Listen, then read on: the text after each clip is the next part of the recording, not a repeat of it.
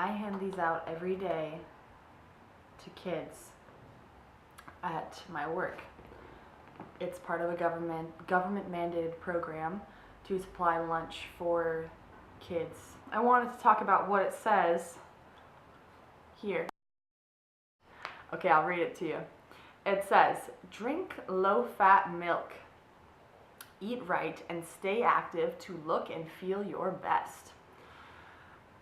That sounds great. And then it says got milk. And there's all these little pictures. There's a skateboarder, there's a bicyclist, there's a gymnast, and a dude playing basketball. See, if I drink this, I'm gonna be doing all those things 10 times better. That's what you want to be thinking when you read this, right? Milk is very strongly associated with acne. If you look in the Western world, acne is epidemic. You know, every teenager has acne. It's a normal thing now. But if you look at populations that consume more traditional diets, for example, the Kitavan Islanders of Papua New Guinea, they don't have any acne. And it's been found that that's due to milk consumption in the Western world, dairy consumption. So that's also confirmed in the Harvard Nurses Health Study, which was with over 47,000 women, and that found that those that consumed more dairy had more acne. Why is that? Well, dairy contains so many hormones, and we're not designed to take in these hormones during, past weaning, When we're born, of course, we're designed to drink our mother's milk, and that does have its own hormone cocktail in there that's specifically designed for our species. But we're not designed to drink the milk from another species. And the other thing is that this milk that's in here, this is from pregnant cows. This is not from cows that have already had their babies and are no longer pregnant. Because of the industry, the dairy industry, they want to turn over the cows at such a rate that they're always producing milk. They re-impregnate the cows right after they've given birth. So that means that milk is taken from these cows at their peak pregnancy. Think of someone that you know who has been pregnant, or if you have been pregnant yourself, how many hormones and bodily changes you were feeling. That is what is going on in that mother cow. They are having a plethora of these hormones running through their body, and that is going into this milk. So when we drink this, we're drinking all of those sex steroid hormones. And actually, researchers found 15 sex steroid hormones in commercial milk right off the shelves.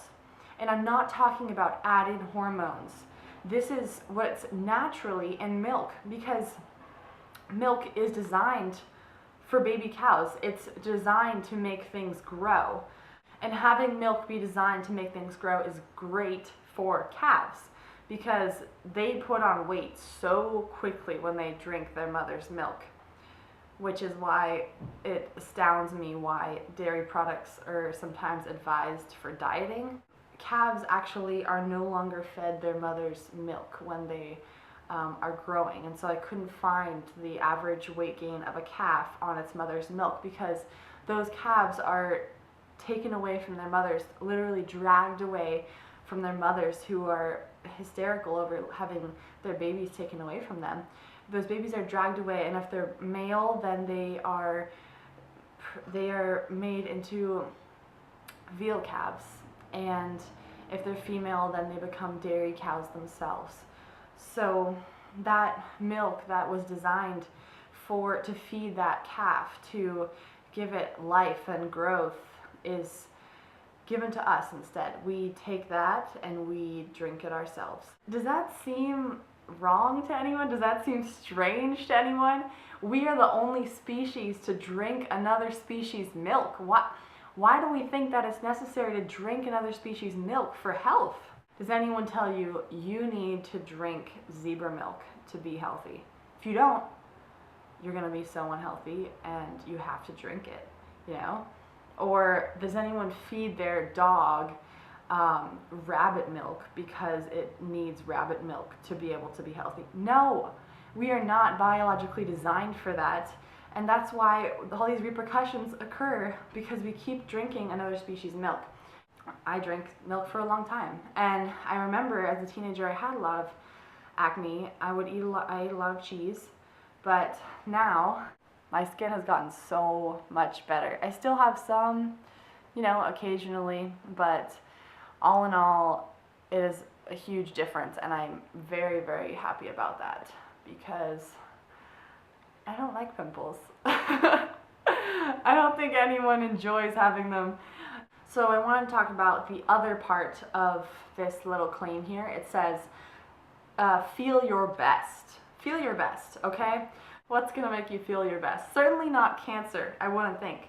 If we look at the studies, cancer is very strongly associated with dairy consumption. And another study of 140,000 men, 35 grams of dairy protein eaten per day increased the risk of developing prostate cancer by 76%.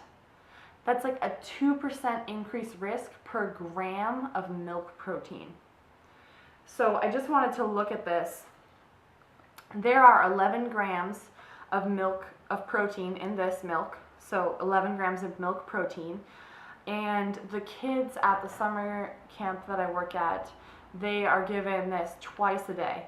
So let's pretend that that's all the dairy they eat throughout the day, which I bet that isn't the case. That would be 22 grams of milk protein that they're intaking per day. That would be a 44% increased risk of prostate cancer for those kids.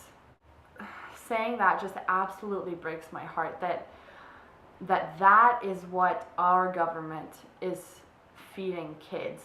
It's not just prostate cancer. So milk affects hormone-dependent cancers. So that includes ovarian cancer, that includes prostate cancer, that includes breast cancer. Well, the dairy people, they'll say, well, milk contains calcium.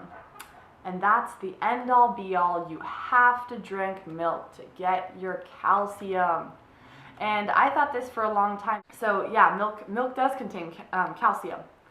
They're right. They're right about that. But so does climbing chalk. And I don't see anyone licking their hands around the gym. They might get some weird looks. The point is that food is a package deal. And you want to get your calcium from sources that aren't going to make you break out and give you breast cancer. At least I do.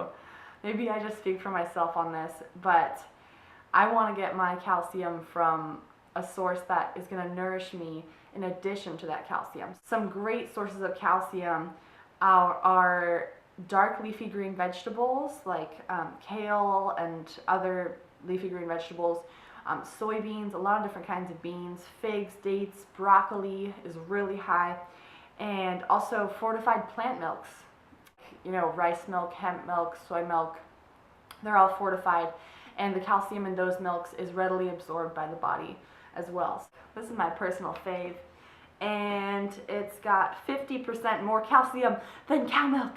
Yes! There's lots of alternatives out there for other dairy products like cheese. There's a ton of mock cheeses that can give you that same cheesy flavor and texture. You can find them at health foods or at Whole Foods, and then there's also tons of things like ice creams out there that are dairy free. They're all at Whole Foods and I'm sure at other health stores, and they are expanding. They're rising in popularity. People are realizing that this stuff is toxic for our bodies. It is not a health food. Quite the contrary. I say these things because I really care about people and I want people to thrive, and I don't want them to be confused and manipulated by messages like this, because if this is the only message that you're receiving, like all the ads that say got milk and this stuff, then of course why wouldn't you believe them? And this is what I see in all the parents. They're sitting there, if they're with a kid, they're like, you need to finish your milk, drink it down. And it just breaks my heart, because they are saying that because they want the best for their child. They want them to be healthy. And this makes them believe that it is healthy, and it's not true. That is not what the science reveals, and that's not a debate in the area of nutrition. If you look at nutritional science, it's quite clear that milk is not a good food for you. So I hope that this was beneficial, and I want to see you in your best health. I want to see you out there smiling and happy and cancer-free. Anyways, I hope you have a good day, and my love, and I'll see you later. Thanks. Bye.